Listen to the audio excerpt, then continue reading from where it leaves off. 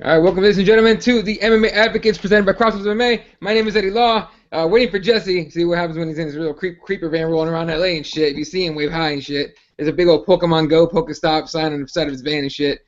But here today, obviously, besides myself, Fred Kirby from Dayton, Ohio. What up, dude? What's up, fellas? How are y'all doing tonight? Good, man. Feeling pretty good. And then, of course, Dave out of the ABQ. What up, man? Good, good. Let's get it going. Let's get to it. Jesse will join us at some point. Yeah, man. We'll start giving kids candy and Pokestops and shit. Weirdo. I'm kidding. We don't know if he does. Okay, I take it back. I can't confirm or deny it because I have no idea. Anyway, fucking, if he ever watches this first part, he's going to be a little pissy about it. Anyway, all right, well, let's get right into it. Mark Hunt losing his fucking mind. Obviously, just fought Brock Lesnar. Now, Mark Hunt, he kind of has a point. Basically, what he said, he's very upset. He wants Brock Lesnar's money.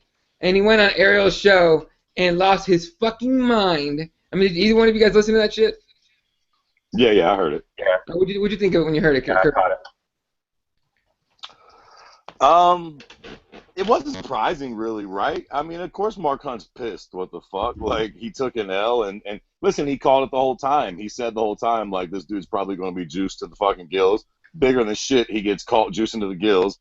He ends up beating Mark in the fucking fight, so Mark loses a little bit of money off that shit right off the top. His response doesn't really surprise me at all. But I don't really know if it's the greatest idea, to be honest with you. Because, listen, he said a lot of cute things. I expect all Brock's money, blase, blase. Listen, here's the reality. None of that shit's going to happen. Hell no. Brock's heading back to the WWE. Well, he will not be fucking penalized for this one fucking bit. And as far as fucking Mark Hunt getting some of his purse, he can fucking forget about it, Jack. Seriously. So at that point, knowing that, obviously you're going to want to make a statement on it. But I'll tell you this. This is where I think he started fucking up a little bit. When he started getting cute about the UFC. Yeah. Because let me tell you something. They just sold the company, Mr. Mark. That's another thing. We don't know how the fuck they do business yet. They might be like, fuck you, Mark Hunt. You're coming off a loss. You've never fucking fought for the title. You came real close one time. We didn't even want you when we got you. You talk all that shit. Go to Bellator. See if the grass really is greener. And that might be kind of fucked, you know what I'm saying? Like, listen, he's got a point. He's in the right. He did get done wrong. But life is not motherfucking fair. And sometimes you just got to know when to hold them and know when to fold them. Is it admirable what he did? Sure. But could it end up fucking costing him a lot of money in the long run if he keeps fucking chirping? Maybe. Look, it could certainly cost him his roster spread. Just like I said, we have no idea what this new, company does. Whether they know jack shit about MMA, whether they're, I think part of the ownership, I think, is Kraft, the owner of the Patriots, if I'm not mistaken. We don't know if they know jack shit. We don't know if they know anything about Mark Hunt. You know what I mean? Listen. You know what we know? We know Dana White's still the president. That's you know it. what we know about Dana White? He gives no fucks. Motherfuckers talking back. What the fuck? He'll send you over to Bellator quick, fast, in a hurry. Coming off a loss, real motherfucking quick, fast, in a hurry. So Hunt's got a point, dog, but I don't know if we should keep going with it. I think we got a Nick Pilecki. We got a Nick Pilecki sighting, but I can't see him yet. I see a ceiling. No, I'm gonna go off camera because I don't have a prop to prop my phone up. Oh. All right, well, live with it. All right. Oh, neither do I. You see this fucking... This guy. All right, well, Dave, when you heard the... and Nick, just to catch you up, we're talking about Mark Hunt's rant on Ariel Helwani's show and all the shit he's saying about the UFC and whatnot. But, Dave, when you first heard it, man, what'd you think of it? Yeah, like Fred said, I mean, I admire the guy for doing it. It was really like precisely timed. I mean, a lot of people have been using the Helwani show as a platform to, voice their concern, voice their opinion, and be very opinionated on, just the UFC matchmaking, whatever it may be. What I think the interesting thing about the Hunt deal is that I think I think it's a recent conversation with Chael Sonnen, and he's talking about the money, that the payout for Brock Lesnar, the payout for Mark Hunt. And then just in the process, like just the money factor involved in this entire deal. So I think Mark Hunt wasn't getting the response that he liked. He used the Ariel Helwani show, the platform. Of course, Ariel had him on, great timing on it. But then again, he did get an immediate response, so that's what he wanted.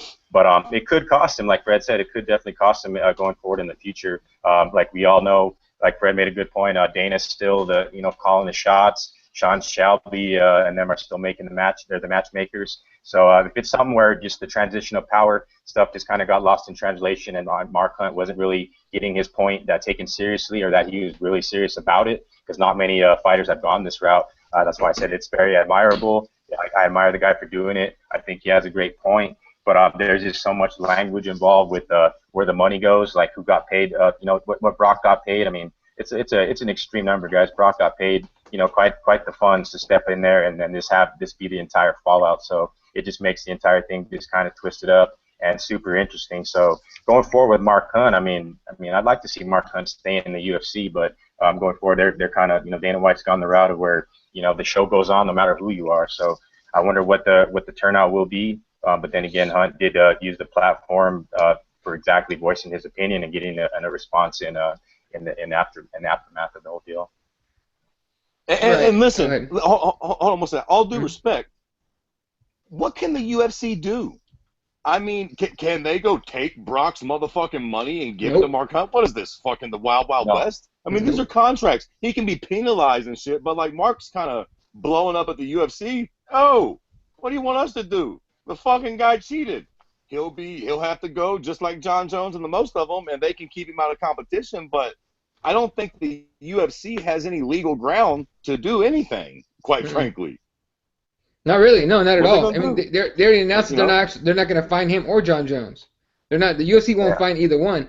John Jones is at the mercy of the Nevada State Athletic Commission, and I don't think Brock Lesnar gives two fucking shits about Pat Lumball's dumbass and Nevada. So, Right. And what are they going to do? Fine Brock $100,000, $200,000? Do they know who that man is and what he does? He goes and fake wrestles for like $1 million a night. Fine him all you want, but like Mark Hunt ain't getting that money. It's not even legal. It's not legally possible. I get it. I get why he would want it, but like it's not. Hey, some shit just ain't possible, Jack. Yeah, and look, the best that Mark Hunt can really hope for is for that victory to be overturned. It just be a no contest. That's the best he's gonna get. And if and if the UFC and Dana White, and highly unlikely, but if somehow, holy shit, he made it. What up? It's a fucking orgy now on this show. How many hats do you own? What? Yeah. Is that your King's hat? No, this is the RDA hat. Oh, that's right. Yeah, that's right. Yeah. The RDA hat. Oh yeah. Show him again. Show him again, Jesse. Say something. Oh, this one? Holy shit! What the hell? With this? Whoa. RDA hat. Oh, it's on the back and it's a snapback. What the fuck? Oh God. Hey, you got Stones wearing it here. I'll give you that. Dude, you rock some weird shit too, Fred. You can't hate on him at all for that.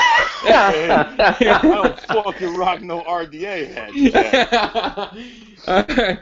Nick. So would you, Nick? Okay, look. If you're Mark Hunt, we don't know yet. We don't know yet. But Eddie, in fact, his test came back clean if I'm not mistaken. But who knows? Anyway. Fuck. Anyway, so Nick, Mark Hunt goes off, talks all this shit. He talks shit to for a new employer, by the way. They saw that shit. If you're the new owners of UFC, are you telling them, you telling Dana, hey, get the guy the fuck out of here, or what? It sucks for Mark Hunt because I get everyone here agrees. Like, we get where he's coming from, but we're not going to go up to Brock Lesnar, turn him upside down, and ask him for his money. Like, that's something that we're not going to do to him, and that they, like we said, we legally can't do. So I feel for the guy, but it's a new era in the UFC. They're new owners and everything like that. Maybe they will make a statement with Mark Hunt. Maybe they'll, hey, you want to call us out? You want to bash us and say that we're not doing our job? Well, goodbye and we'll see you later, which would suck if it didn't come down to that. I don't think it will, but let's hope it doesn't come down to that. But you know what? Brock Lesnar is going to get no penalization, like we all said, that he's wrestles for fake and makes millions a night. It's ridiculous. So there's going to be no repercussion there. Jesse, this is your idea, your topic. What do you think? What's that? This is your topic, the Mark Hunt one. What do you think? Oh, man. I think it's good to finally hear Mark Hunt say something with, like, pizzazz. Because if you remember most of his in-ring interviews, it's like, hey, how'd this fight go? Good.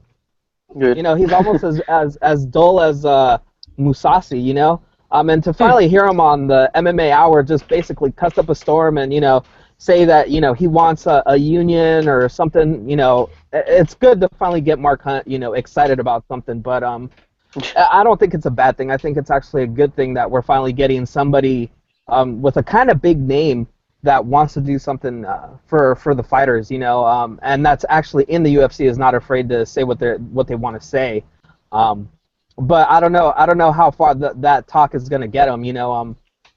The other thing is, I think it's really crappy that it got to that point before finally somebody reached out to Mark Hunt and explained the situation to him, you know. It had to get to the point where this guy goes on some show and, you know, is talking all this crap about his new and former employers, you know. So I don't know. I just think that what they kind of needed to do was really, you know, sit him down, even write him like a crappy check, you know, like, you know, here's some shut up money, don't worry about it, we'll figure it out, and, you know, we'll add to this, we'll add a 0 or 2 to this later or something, you know, something just to keep them happy, because that's what you want your employees to be happy, you know, when stuff like this goes down. So, and especially with the sale that just recently happened, I mean, you don't want this guy, you know, rocking the boat and making everybody look bad right as the sale's going through, so. Yeah, so, you know, again, you shouldn't be talking shit. What's up, Dave? Yeah, just to add to it, guys, another little interesting twist to it, it's kind of like, you know, a lot of people are hearing the story, and they don't really understand that, like, Mark Hunt does have a very good case, and, like, it goes deeper than you think, because this is, like, the 3rd time he mentioned fighting guys known to be on performance-enhancing drugs, the Frank Mir fight, the Bigfoot fight. So he's really just kind of, you know, it just all came, you know, everything happened. It happened on a big stage at UFC 200. So I guess he was, you know, it was definitely necessary for him to speak the way he did. I mean, it's just such a big event. I mean, I even remember that Brock Lesnar mentioned it, I think, when Cormier, I think he sent a text message to Cormier saying that it's going to be Merry Christmas from Brock Lesnar. We all know what happened to Daniel Cormier. He got his pay cut in half, but Brock Lesnar happily walked out of there with $5-6 million that night, you know, so it's not going to really affect him. But, you know, guys like Mark Hunt, it's definitely going to affect them. And it's like, you know, after 3 times fighting guys known to be on performance-enhancing drugs, I mean, shit, anybody's going to call, you know, if you have to call the UFC out in the manner he did, it sucks that, like Jesse said, it sucks it had to get to that point. But, I mean, he did get a response, so we'll see where they take it from here. Look, what? It's ultimately on us as fans to do something about this shit. We got to boycott the cheaters. We were just talking about Vitor before we went live. Mm-hmm. Everybody still loves Vitor. The dude's a bona fide fucking cheater. And at the end of the day, when that cute little prick headlines, people will fucking tune in from all over the world. And the fact that he's been cheating for most of his career will be a fucking afterthought. Now, don't get me wrong. I don't know what I'm saying, because I'm going to watch the fucking fight too. But maybe everybody should be like, you know what, Vitor, we're tired of you fucking cheating, so we're not watching. Because, like, so what? Brock cheated. Let me ask you something. How many fucking fans do you think Brock Lesnar lost because they found out that he did steroids? How many people are not? Literally, man, probably like 19 worldwide. Like, people don't really give a fuck, and that's the issue. It's on us to make it matter. If we as the fans are just like, no big deal. So he was fucking taking, goddamn it, estrogen pills to block the HGH that he pumped himself up with. No biggie. It's on us, man. We gotta fucking ostracize that shit and make it a problem. Like, we gotta, you talk with your dollars, man. Yeah, that's true, Fred. But like, look at what just recently came out, that the WWE put out a statement. Oh, we're not gonna do anything for Brock failing a test. Like, you know, that's like a smokescreen, and everybody's like, oh, okay, see, yeah, everything's cool with Brock. Like, what the hell? Like, that shouldn't matter to us like that. Some other crappy, like, fake company is over here saying that they're not going to take some tests seriously. It's like, come on. Nobody takes your company serious anyway. Yeah, the only thing that they... Go ahead. I mean, so why the fuck would the WWE... Of course they're not going to penalize our testing. They don't give a fuck. That shit didn't happen in their organization. They're not going to lose out no money on their cash cow. They're like, so? That's what you get, UFC. You simply dogs. And you're right. Hey, cash cow's correct. Brock Lesnar brings the WWE a shit ton of money. They're not going to give a fuck. Not to mention, they're not going to allow a failed test to lower the value of one of their biggest stars in company history ever. Hell no. No, they're using it to their advantage. They know that he's hot. It's a hot topic for him right now. In their last pay-per-view I watched, they had his opponent, Randy Orton, in the ring saying that I'll beat him without any enhancements, dropped the mic and walked out of the ring. That they're going to use it for their advantage to put him out there and say, oh yeah, he's cheating, but we don't give a fuck. He's going to make us money, and he's probably going to go back to the UFC and make them money too. That brings us more eyes. Like it's all cash cow. And the funniest part about that to me is that wrestling fans won't not remember that Randy Orton has been using PEDs. They all have. But Randy Orton was actually twice in the last 2 years. He was fake suspended by WWE for PEDs. Okay, That's from what I've read. Well, I mean, is it real suspended? I mean, look, is anything real in WWE? Nothing. Nothing. Okay. Fucking A. So, real quick, comment from Andrew Reed. What's up, man? On the YouTube comment says, "What the fuck kind of arms are those, Fred?" I didn't even know you was awake, Andrew. And listen, the arms that hold this fucking phone sturdy for an hour and a half. However fucking long we're here. Oh shit! All right. And real quick, Jesse, I don't know if you heard. You probably did, but they've made Mousasi versus Belfort official for 204. Yeah, I saw that. Yeah. Snooze fest. Really? You not excited for that fight? I mean, exactly what Fred said. I mean, like, why are we gonna give the time of day to someone like Vitor? Like what I was saying before when the news about John Jones failing his test, you know, why give that guy the time of day to even talk about him, you know, and give him importance when, you know, there's other people that are fighting clean or, you know, clean, quote unquote, you know, haven't been popped, you know, are doing what they're supposed to be doing. Like, concentrate on those people instead of some dude that's, you know, pretty much on his way out. He probably should have been done in this sport probably 2 years ago, you know? And he's just kind of gotten that extra boost from whatever the hell he's shoving in a needle and putting it in his ass, you know?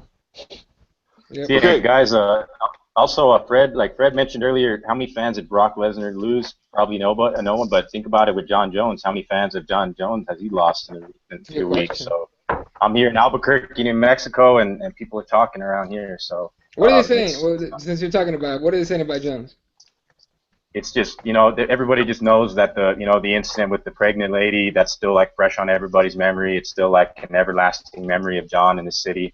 They just know that he's just involved with just certain just random incidents. They're on the front page of the Albuquerque Journal when it does happen. I have a couple of them, like the dates when it did happen. I mean, it's like news for Albuquerque. You know, John Jones in an orange jumpsuit. So shit like that. I mean, it's been surfaced too many times. So. The latest thing with the steroids, they're just taking that and running with it, and people are assuming what they want, hearing the story about the hiding under the cage ordeal. So there's tons of people talking what they think they know, but yeah, I've heard just about everything from anybody who's an MMA fan in Albuquerque. Dude, that is my favorite John Jones story of all time, is hiding under the fucking cage and pissing himself.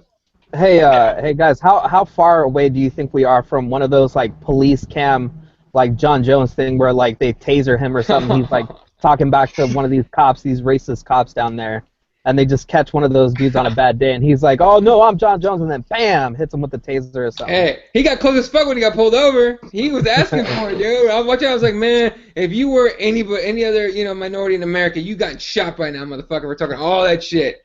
Get the fuck out of here. But anyway, so real quick, Nick, on John Jones, the whole thing, him getting popped. I know you're a John Jones fan, right? Or was a John Jones fan? I was. I still am in a way. John Jones the fighter, yes. John Jones the person, no, not a fan.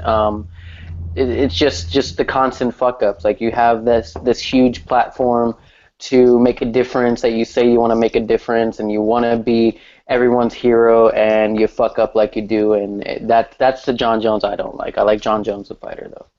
All right. You know what I want to know? You cry me a goddamn river. You know what? Okay. The John Jones outside the cage, that sniffs blows and fucking bangs strippers, I got no problem with. Me neither. He's the baddest man on planet Earth. What do you think, he goes to the fucking church and prays? Of course not. He goes and fucking celebrates. Okay, so we get the John Jones that's on TV saying he's a man of God. He does this. He does all this, but then behind the scenes he does it, and then he finally gets caught on ESPN with DC and doesn't own up to it, and then gets caught again. No, that John Jones is a piece of garbage, in my opinion. Now, if he did change his game up, then yeah. But how many athletes, professional athletes, say the same thing? Some of them have big bosses. big, huge crosses, you know. Oh, yeah. They're like dressed up on Sunday, taking a picture on my way with my family to church and stuff. And then what? That very, like 2 hours later, they're up in the club, popping Cristal and everything. Come on, man. All professional athletes have this double-faced persona, you know? It's just that we're very close to the subject here, and that's why we take him a bit more personally. But what I want to know is, how did Nick feel about Anderson Silva basically getting beat into retirement during his last fight? How about that one? Oh, yeah. At 200? Yeah. At 200? Yeah. I had no problem with it. Like I said it on Twitter and I said it online before. I was happy he was there to get DC his paycheck.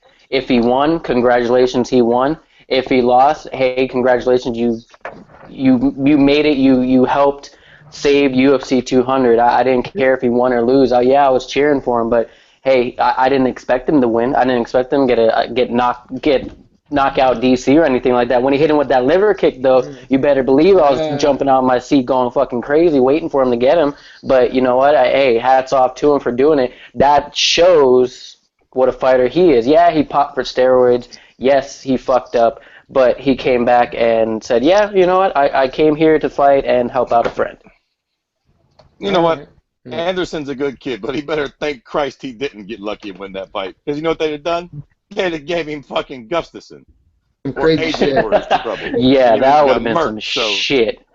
He'd just be glad that fight didn't get out. Did you give him Rockhold? Jeez. Oh, God. No, I don't want to see Anderson was Rockhold. Rockhold will murder that dude. Mm-hmm. Oh, shut up. Rockhold just got knocked out by cockeyed Bisping.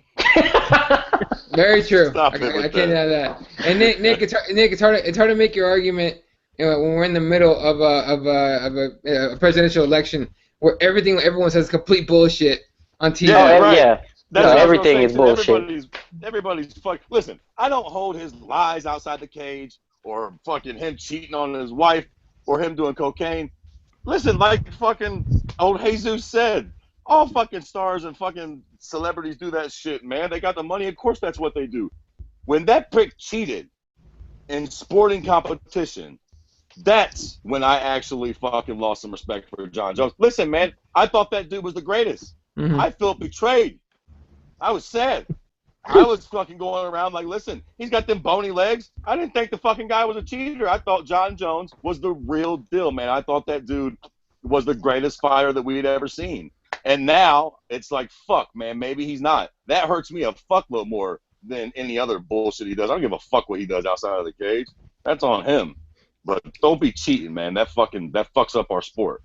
Yeah, and look, we've all heard the stories before. Even before he got busted and he hit the pregnant lady and all that shit. We all heard the stories of him doing coke and a bunch of other shit. I didn't give a fuck. As long as it wasn't fucking with the fighting, I did not give a shit what he was doing outside. The second it came in and fucked up the fighting, that's when I got pissed.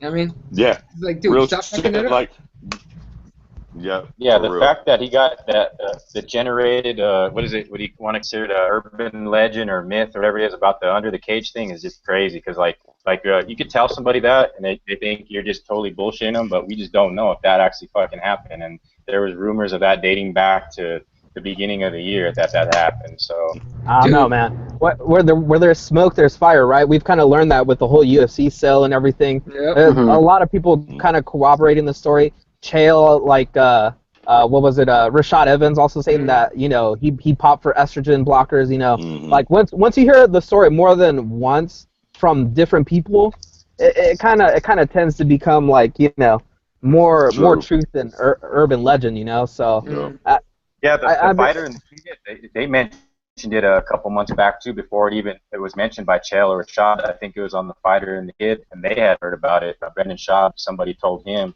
and he had heard about it before anybody, I believe. Well, what was it? Luke Thomas on his show, he also mentioned it, and he said that the person that told him had no reason, like really doesn't even like John Jones. And he said the reason that he had done that was because he was probably going to get popped for, you know, cocaine or, you know, some kind of recreational drug. So, I mean, that would make sense why he wouldn't want to get popped again, you know, at that point. Like, you know, screw up twice. Yeah, you know, and it's pity, too. It's even worse. It's even worse, guys, because, like, think of who knew about that the entire time. Like, at the gym, who was it? The coaches, whoever? Everybody. Said, okay, John's go ahead and go into the cage, and then everybody's going to pretend like he ain't there for 5 or 6 hours. I mean, that's a strange situation that actually, you know, happened. And I kind of think it's more weird. There's a lot of people that know about it too. So, Dude, Man, when are we going to start? Mind that. I don't even mind that if he's hiding his fucking cocaine use. Fuck it. Okay. Yeah, listen, if I'm Greg Jackson and John Jones come and said, listen, man, last night I was doing blow off of 3 hookers' ass. I cannot get tested. I'd be like, all right, John, let's get you under the cage. Yeah. You're right. Everyone makes mistakes.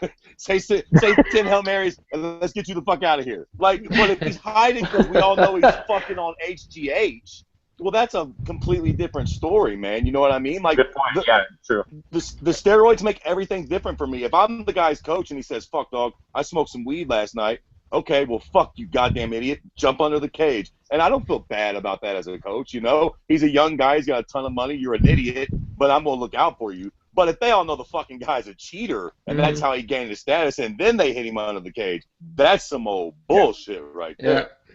That's got that's reputation.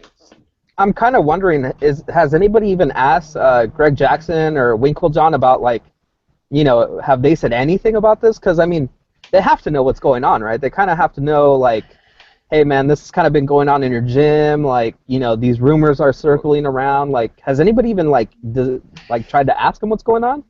What's up, they David? feel about it? What's up, Dave? Yeah. You got the inside scoop.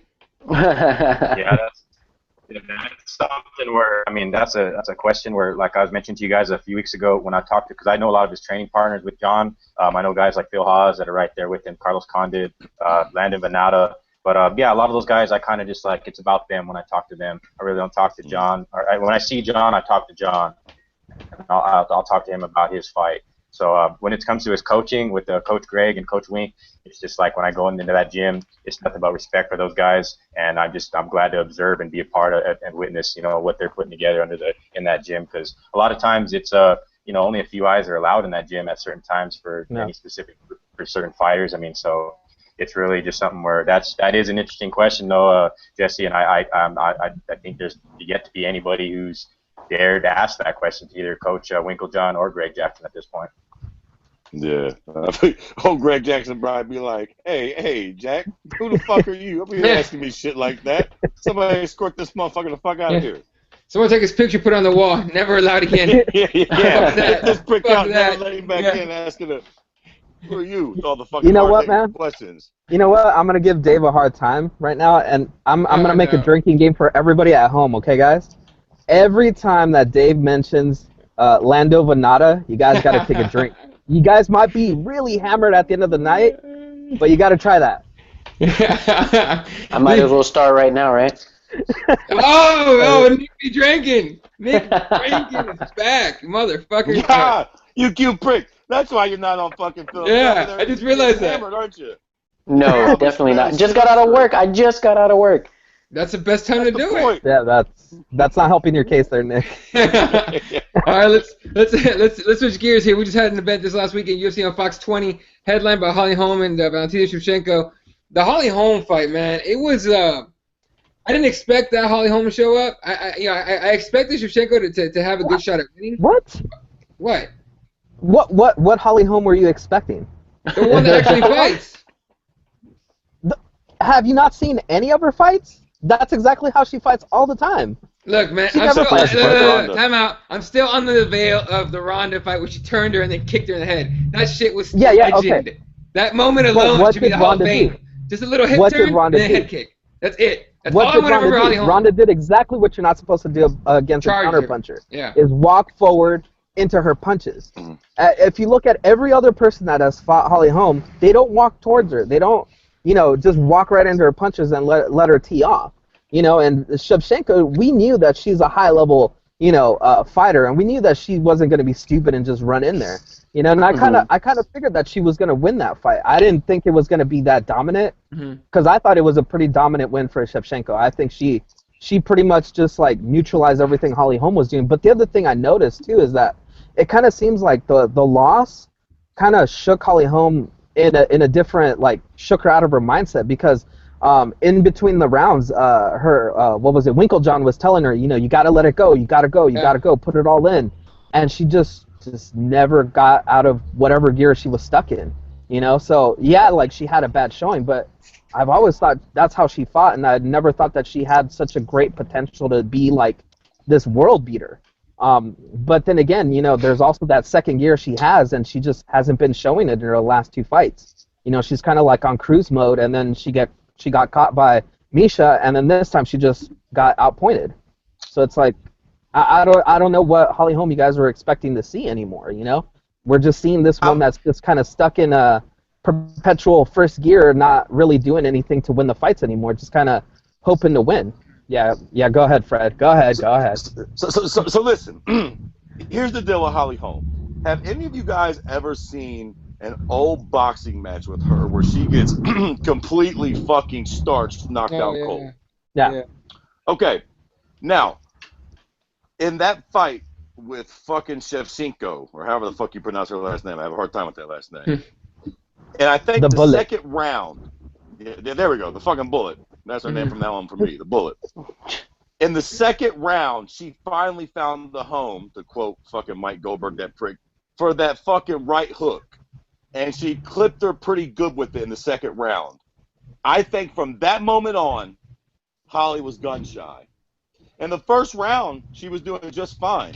As soon as she tasted a little bit of fucking the Bullet's power, and I felt like that the moment that one punch landed and it kind of shook her a little bit, she got gun shy. And for the rest of the fight, she wasn't. Because listen, Holly Holm is a big girl. She's a natural 35er, and a lot of these girls right now are still finding their weight. The Bullet shouldn't be at 35. She should be at 25. There just ain't a 25 right now.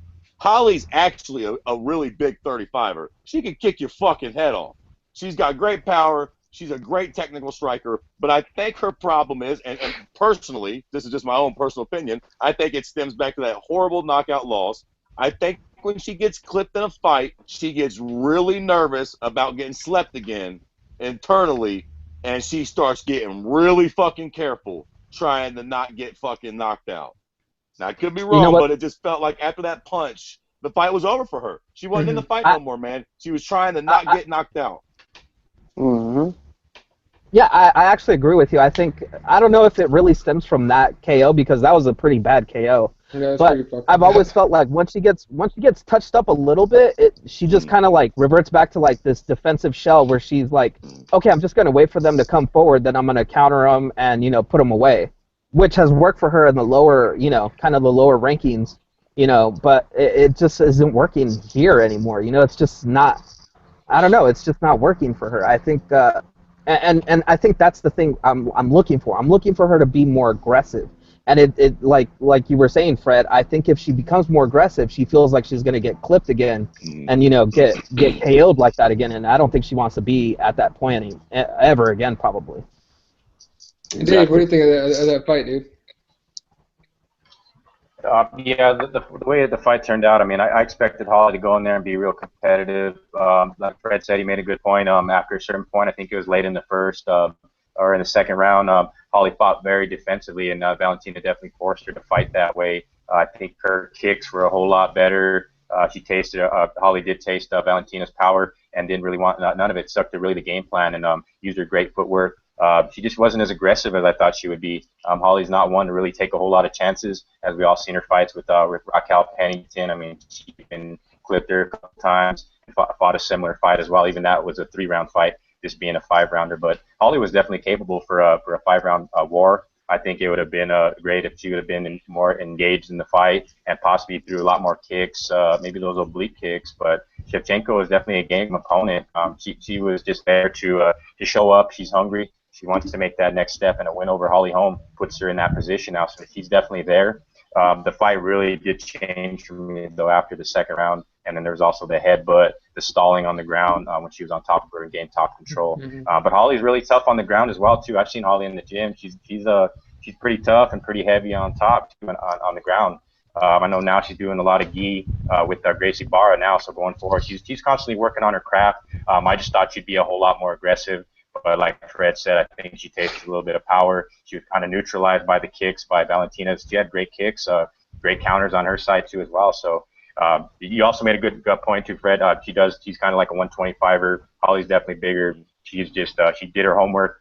She knew what Holly was coming in with, and she definitely had the game plan to counter her attack and put her in sort of that defensive shell that she sometimes just falls into. And then therefore she's a Greg Jackson fighter, which a lot of the Greg Jackson fighters are known to stick to the game plan and stay the course, especially in these high-profile 5-round fights.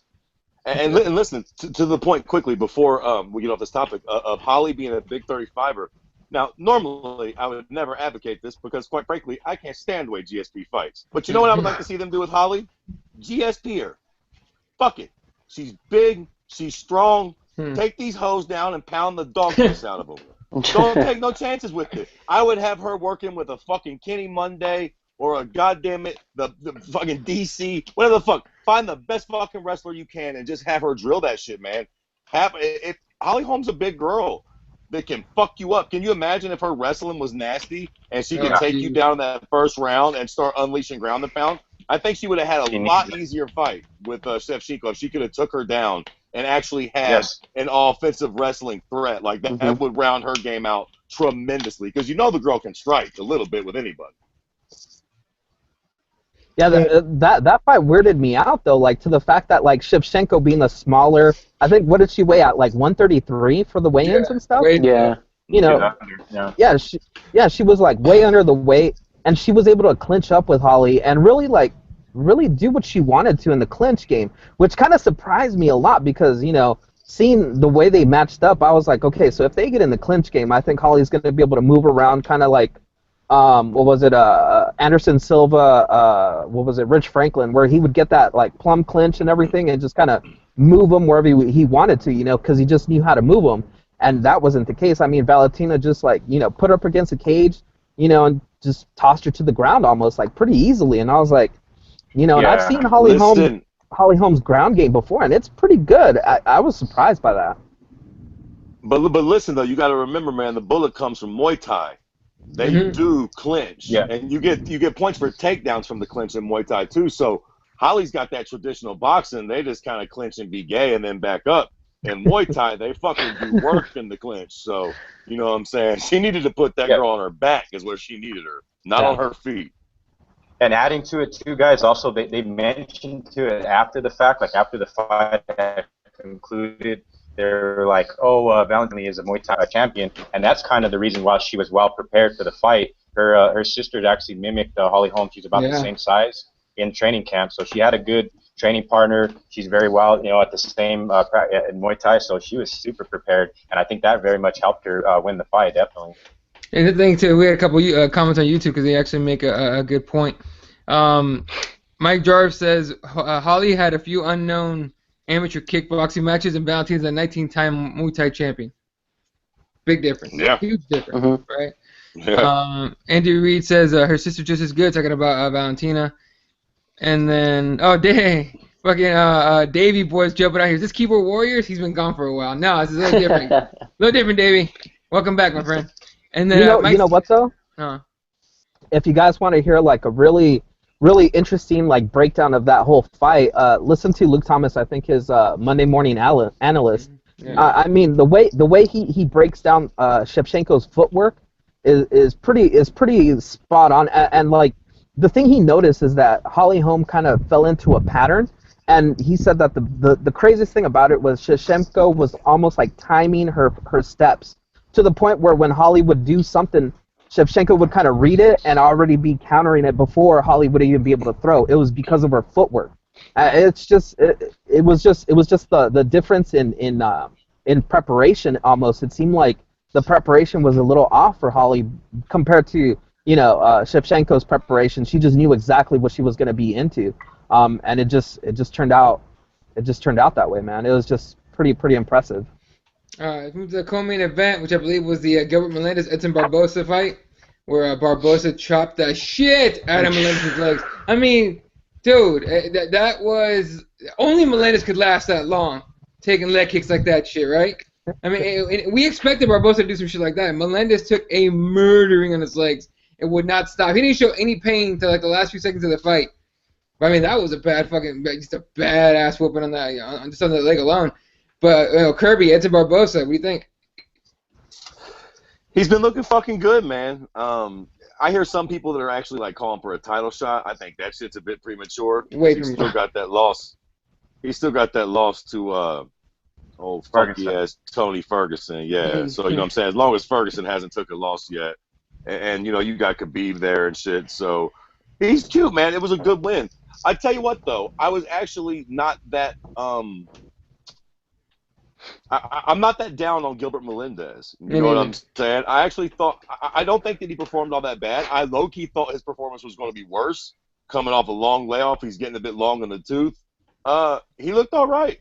Barboza's just an animal, man. Barboza's kind of also got this like rumored weak chin, which I don't think is really true. I mean, he gets cracked in fights and he doesn't really go down. He had like a bad fight with like Cowboy and a couple other ones, but yeah, man, Barboza's tough. I guess the interesting question now, though, is what do you do with Barboza? Because he's not going to get a title shot. He's not quite there. But, you know, coming off of back-to-back wins over fucking Anthony Pettis and Gilbert Melendez, obviously he's right towards the top. You know, where do you go with dude next? I don't know. Any ideas? Because I can't think of. I mean, RDA. RDA. No. Oh shit. Nah, No, not you know yet. what? I think the best thing you could do is probably give Khabib the title shot and give Tony Ferguson against Barboza, and let them sort that out. Just because both of those two guys still need one more fight to kind of cement themselves as a top competitor, and I think both of them bring that aggressive style. The only problem I see is I think Barboza is going to get checked in that fight just because. I think I was there live when he fought against what was the guy's name? His first loss. God, he's a WEC fighter. Now he's gone out of the UFC. But anyway. Oh, Jamie Varner. Varner. Yeah, Jamie Varner. Yeah, there you go. Thank you.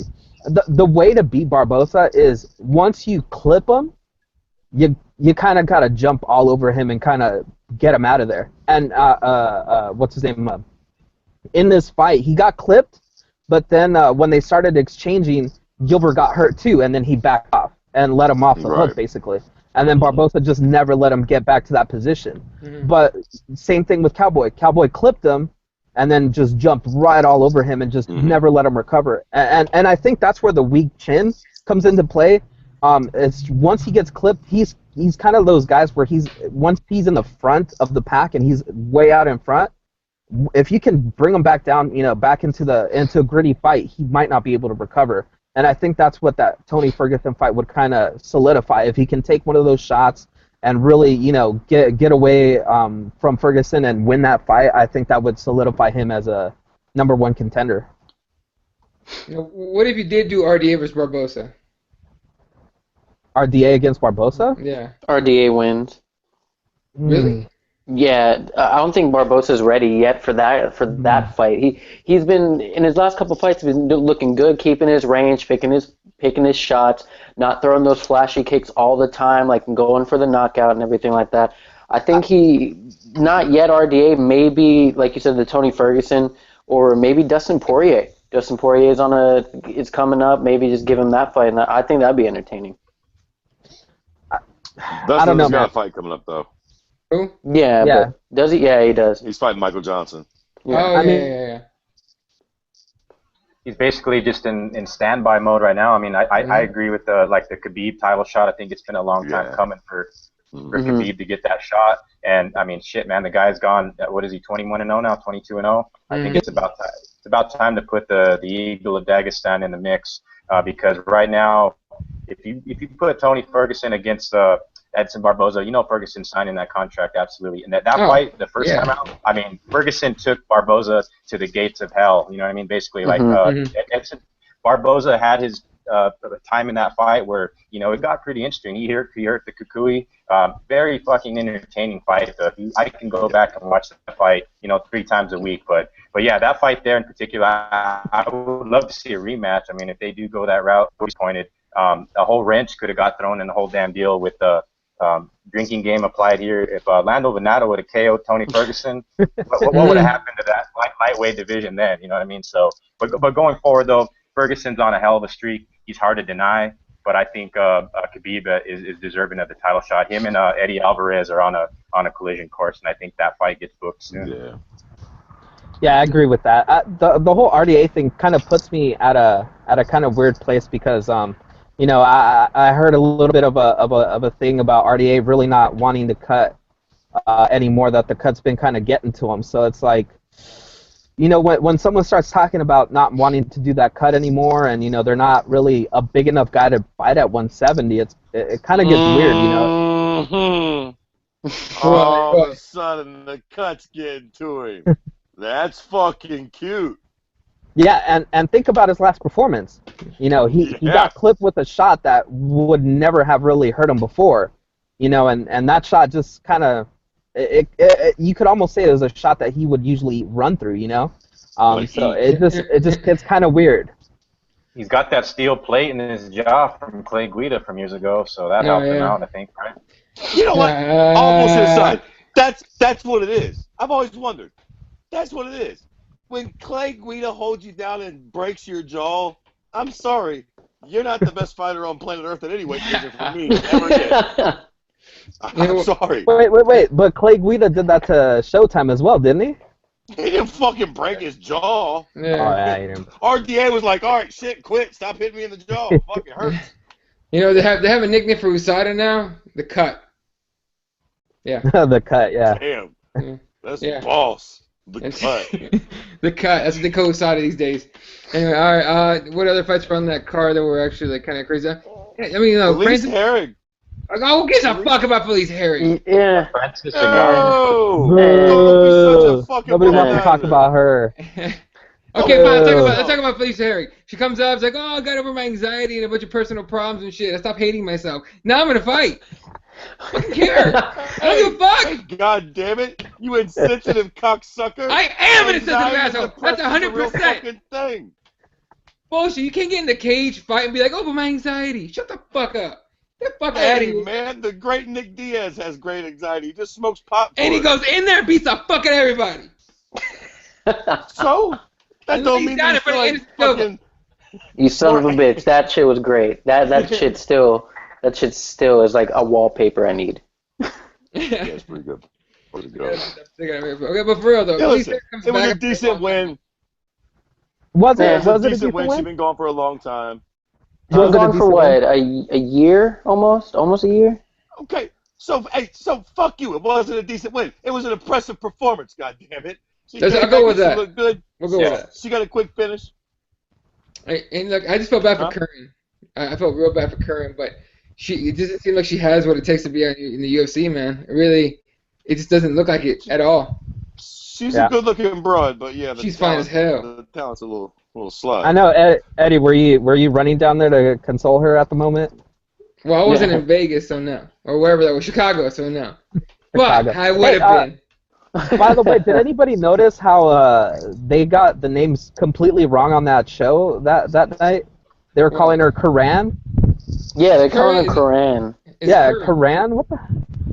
I don't know. I have no idea what the fuck that's about. Okay. But, what up? And then the other fight was, what y'all think about my dude Ngannou? That's my new beast. Oh yeah, my new Scary flavor of the month. Beast. Title shot. Yeah. Give him the title. Yeah, fuck it. Fuck it. No, honestly, I'm down.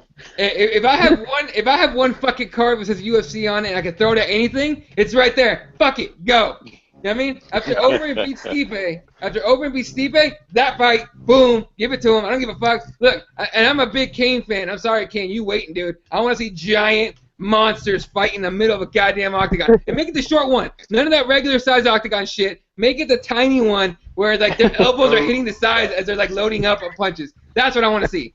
Fuck it. That's what it is. UFC 2-0, whatever the fuck. Fuck it. So listen. Right. I think obviously we're all probably high on that dude. He looks impressive. He's a big heavyweight that knocks people out. Now, without getting all of our panties all fired up, what do you do with this guy? Obviously, he's got a lot of potential. Would you guys like to see him get the boxing treatment and get a guy that we know he can all probably go out there and wax? You know, fuck, nobody springs to mind. Or like give him that next step up and give him a name, Gonzaga or somebody like that. That comes to mind that if he wins, we can give him a prop. You know? The name that keeps popping up is Derek Lewis. Everyone's saying Lewis. Derek Lewis. No, That's not a bad fight. No, Listen, that's not a bad fight. I love Ngannou. No, I'll tell Derek you Lewis what. just beat Roy Nelson, Jack. You don't True, fight that's true, Ngannou. that's true. You know that you can't do that. I like that fight, but not yet. Derek Lewis is doing his thing right now. Dave, what you saying? I'll tell you what, guys. Yeah, I got the fantasy matchmaker right here. That's going to happen. I have a feeling it might happen. It's going to be Stephen Struve against that Francis Ngannou. I'm down for that That's kind too. of what I was thinking. Yeah, that's That'd a be a good perfect one. step up. Well, let's Yeah, just finish and retire Struve at this point, right? That's what's gonna happen to this kid. I mean, Struve has had an awful run. Yeah, Yeah, but what else do you do with Struve? You gotta use him for something. He's got to use his name for something. And if it's gonna be to build up somebody else, might as well do that. Listen, Struve has got a knockout over our current champion, lest we all Yeah. Yeah, I Struve. forgot about that. Struve is low key not a joke. I know he had like the wolf heart thing or whatever was going on with his heart for a while, but like, and I know he was out for a while, so I think his last wolf heart? performance was a little.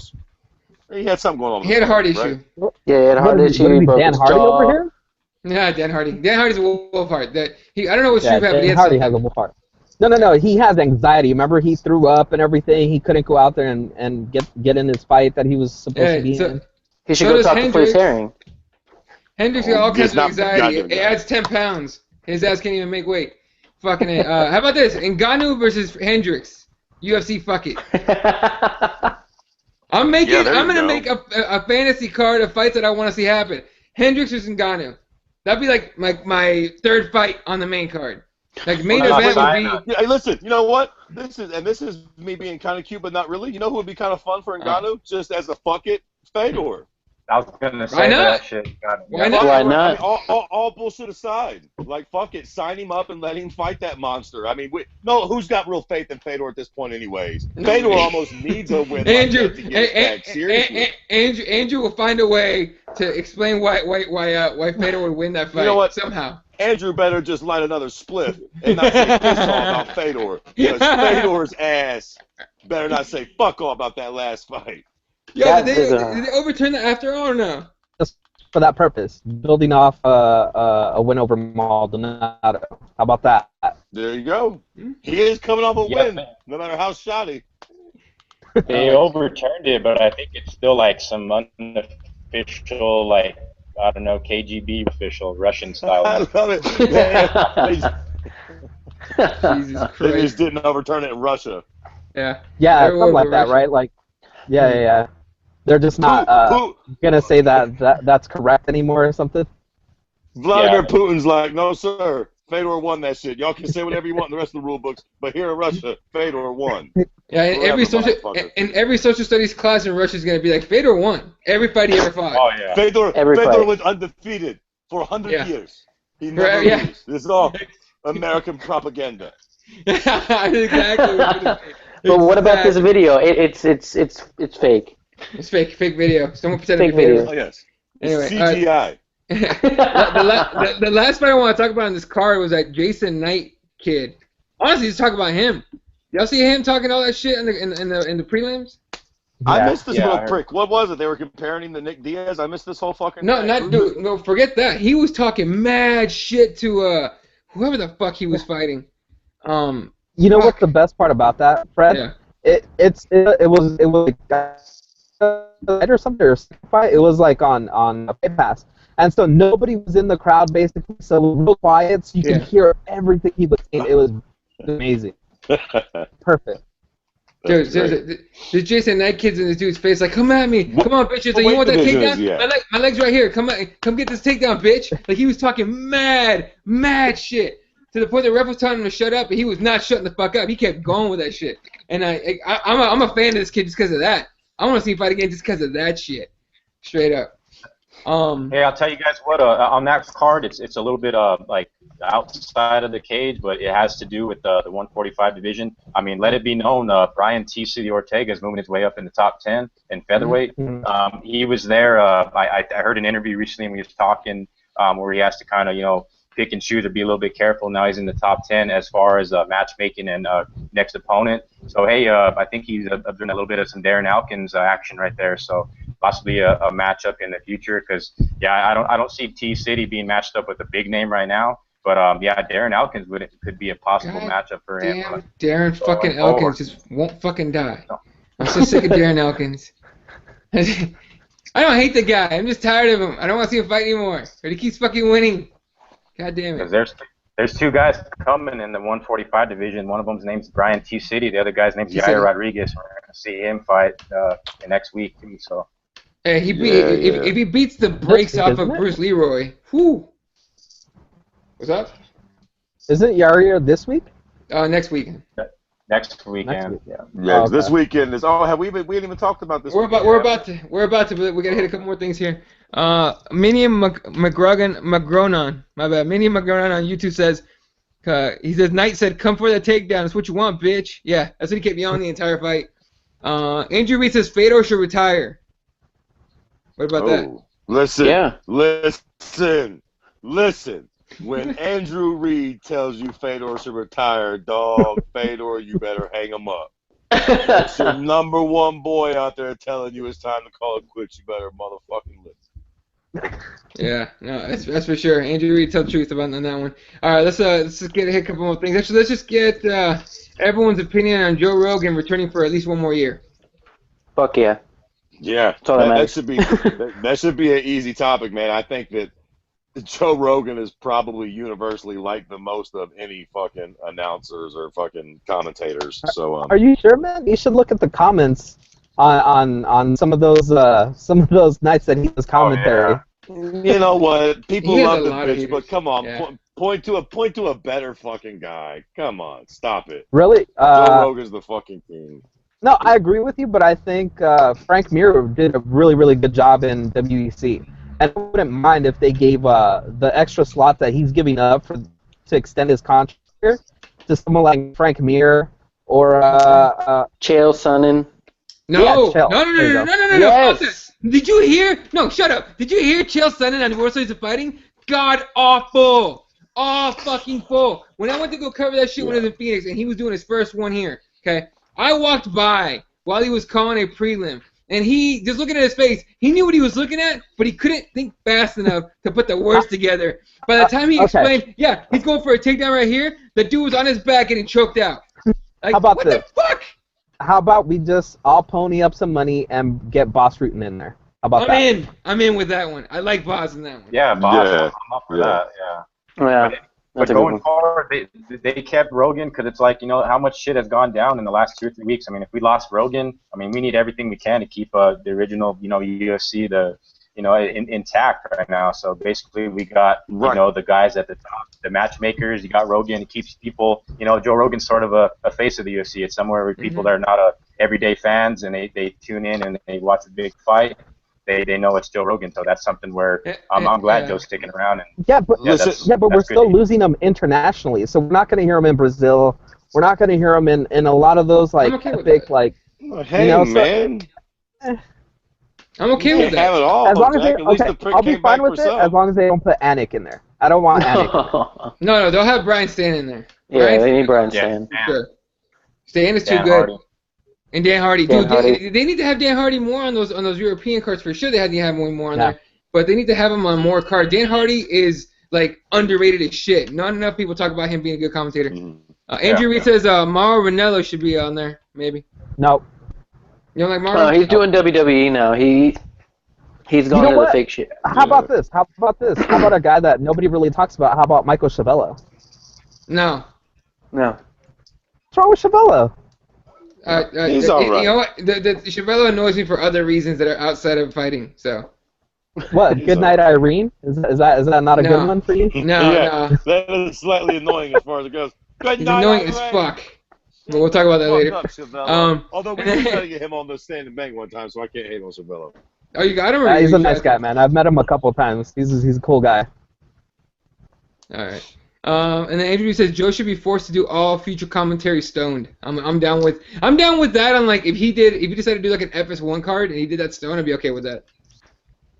You know what I mean? That's about He's it. He's a part of the show, man. Like David said, man, we need him right now. He's a part of the show. I like it. When I tune into the UFC, man, like when it's a pay-per-view and shit, you expect to see Joe. And even Goldie.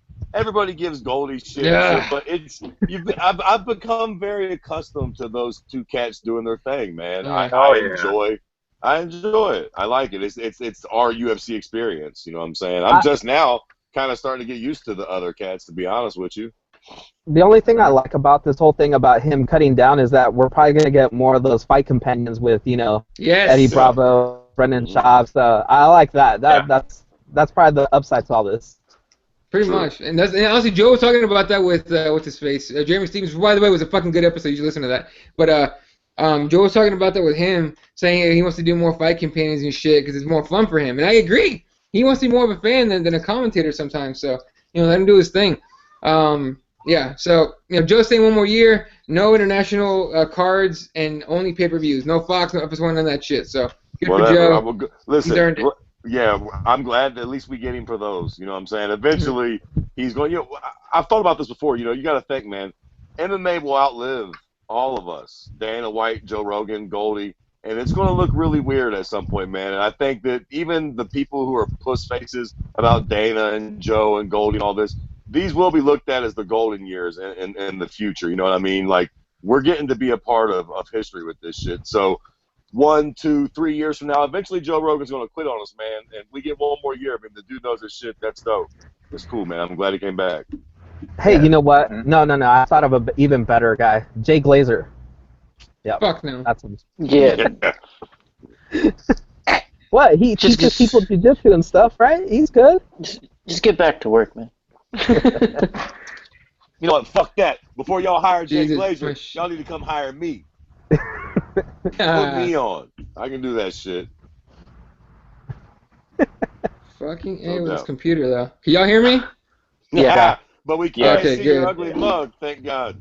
Oh, well, my fucking computer's fucking up, so I'm going to just keep moving on here to the UFC 201 this weekend. Headlined by Robbie Lawler and, of course, Tyron Woodley.